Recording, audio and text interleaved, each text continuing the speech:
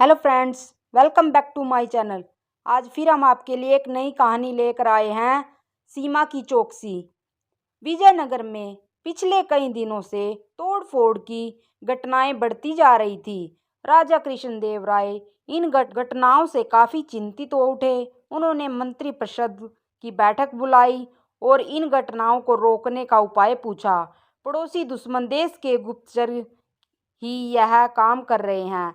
हमें उनसे नरमी से नहीं, सख्ती से निपटना चाहिए।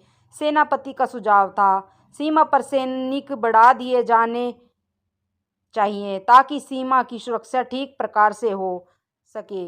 मंत्री जी ने सुझाया। राजा कृष्णदेव राय ने अब तेनालीराम की ओर देखा।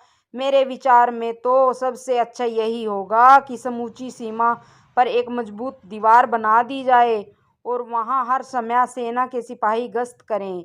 तेनालीराम ने अपना सुझाव दिया। मंत्री जी के विरोध के बावजूद राजा कृष्णदेव राय ने तेनालीराम का यह सुझाव सहर्ष मान लिया।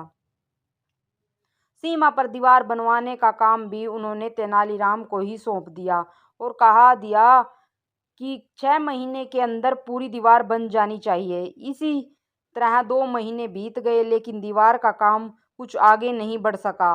राजा कृष्णदेव राय के पास भी यह खबर पहुंची। उन्होंने तेनालीराम को बुलवाया और पूछताछ की।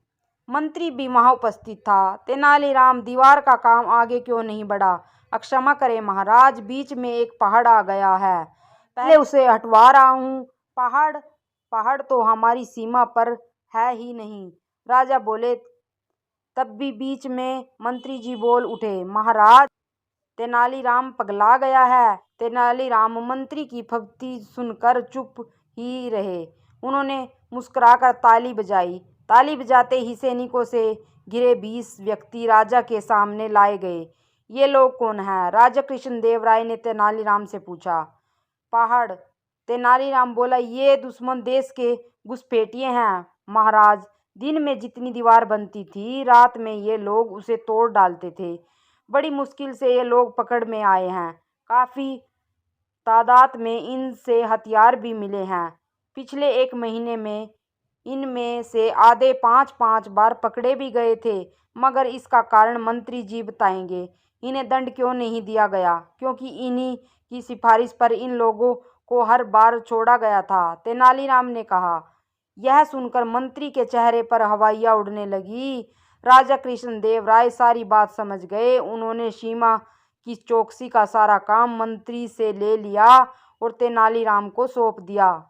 Thanks for watching.